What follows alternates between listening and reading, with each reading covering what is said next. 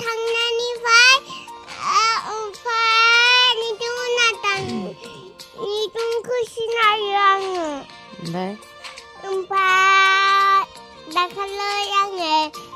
निथुमखौ एदादो ओमफ्राय निथुमा आंखौ नायदो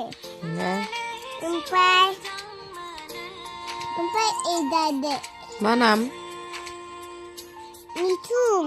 लिरथुम मा जादों दाखालि गेलेनायालाय ओमफ्राय मा जादों लिरथुमखौ मा जायो नोङो आदा ओमफ्राय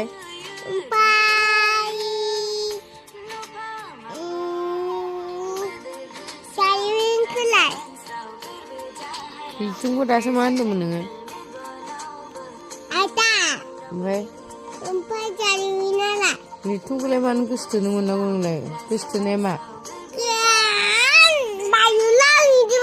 गोसोथोनाया मा मानोथो लिरथुमखौ गोसोथो होनांगौ दानो गोसोथोनो रोंबाय नामा गोसोथोनो मा जानायनि गोसोथोयो ओमफ्राय दहाय स्कुलाव थांनायाव बुलायनायाव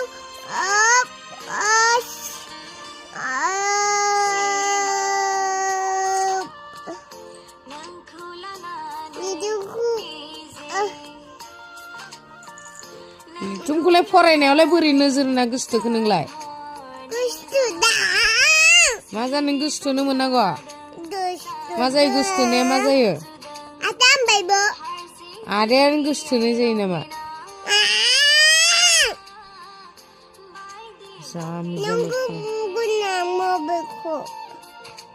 नङा नों आदाखौनो गोसोथोनो हामगौ नामा गोसोथोनाया मा खोन्थानो रोंनांगोन ना नोङो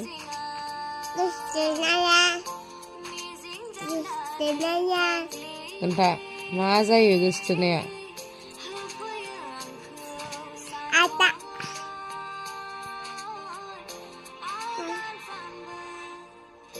माबोरै लिरथुमखौ नोजोर होखो नोंलाय ओमफ्राय माबायदियै बोरै लोगो मोननाय स्कुलाव थांनाया लोगो मोनदों ओमफ्राय थान्दैखौ गारि सालायना लादों गारि सालायनायाव नुदों ओमफ्राय लिरथुमखौ मायाव लोगो मोननाय स्कुलाव जारिमिनखौलाय जारिमिनखौबो स्कुलाव ओमफ्राय लिरथुमखौलाय स्कुलाव थान्दैखौलाय